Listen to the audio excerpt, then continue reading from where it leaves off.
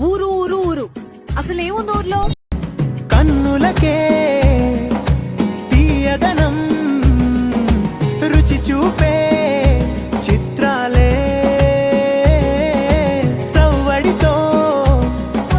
సంగీతం పలికించే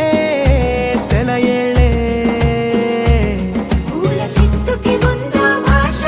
అలల మిట్టుకి ఉందో భాష